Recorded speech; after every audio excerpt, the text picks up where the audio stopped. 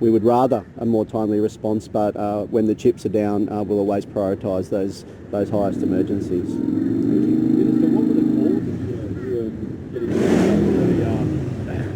Were they majority COVID? Look, we're trying to analyse.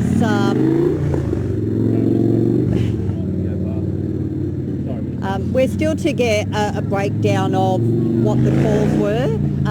It was interesting, New South Wales were also experiencing high demand, but as we just heard from the Commissioner, an extra 400 code ones when the average is around 1,100, that's almost a 40% increase, which is quite extraordinary, which obviously takes a lot of ambulances and paramedics off the road when they need to get to the hospitals. Were you surprised about that Telstra thing? I mean, obviously, did Yeah. they call you at all? So the only other time I did get a call last night advising me that Telstra had initiated this pre-record. The only other time I'm aware of that is in the first wave of Omicron in January, when every state was facing that, or the majority of states. There was a nationally pre-approved recording that was put in place for a number of days. I think it might have even been a couple of weeks, and I remember the Commonwealth announcing that, just to try to manage all those 000 calls, because we know at that point,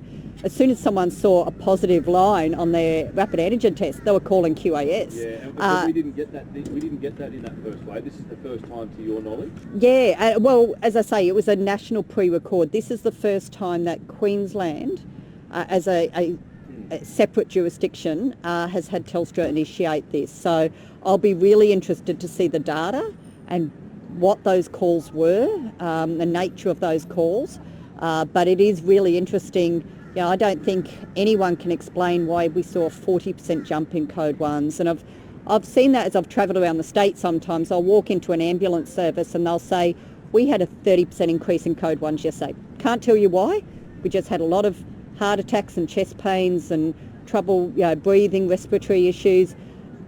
Sometimes you can't explain why those things happen, but unfortunately. Do you have any theories or any idea as to what could have been that exacerbating factor? No, we don't have that information yet, but what I do know, and I'm hearing some interjections on the side, is that vaccines actually help people stay out of hospital, not put them in hospital.